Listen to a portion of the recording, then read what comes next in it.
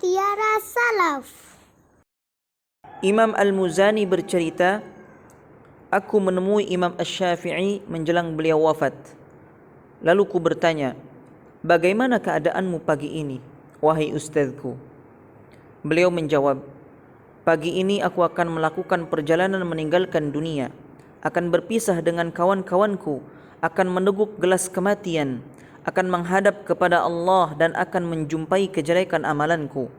Aku tidak tahu apakah diriku berjalan ke surga sehingga aku memberinya ucapan kegembiraan, atau berjalan ke neraka sehingga aku menghibur kesedihannya. Aku berkata, nasihatilah aku. Asy-Syafi'i berpesan kepadaku, bertakwalah kepada Allah, permisalkanlah akhirat dalam hatimu, jadikanlah kematian antara kedua matamu, dan janganlah lupa bahwa engkau akan berdiri di hadapan Allah Subhanahu wa ta'ala. Takutlah terhadap Allah Azza wa Jal, jauhilah segala hal yang Dia haramkan, laksanakanlah segala perkara yang Dia wajibkan, dan hendaknya engkau bersama Allah dimanapun engkau berada.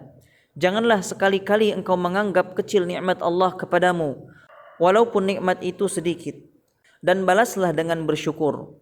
Jadikanlah diammu sebagai tafakkur, pembicaraanmu sebagai zikir, dan pandanganmu sebagai pelajaran.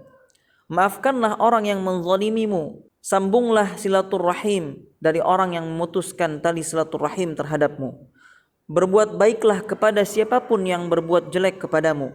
Bersabarlah terhadap segala musibah, dan berlindunglah kepada Allah dari api neraka dengan ketakwaan. Aku berkata, tambahlah nasihatmu kepadaku.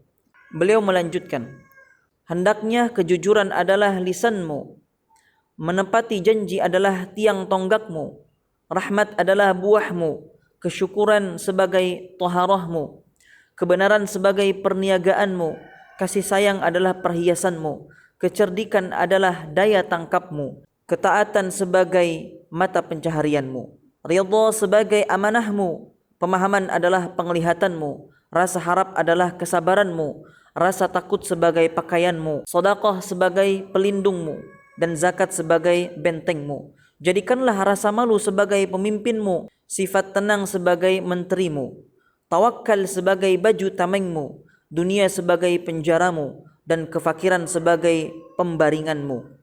Jadikanlah kebenaran sebagai pemandumu, haji dan jihad sebagai tujuanmu, Al-Quran sebagai juru bicaramu dengan kejelasan, serta jadikanlah Allah sebagai penyejukmu. Barang siapa yang bersifat seperti ini, surga adalah tempat tinggalnya.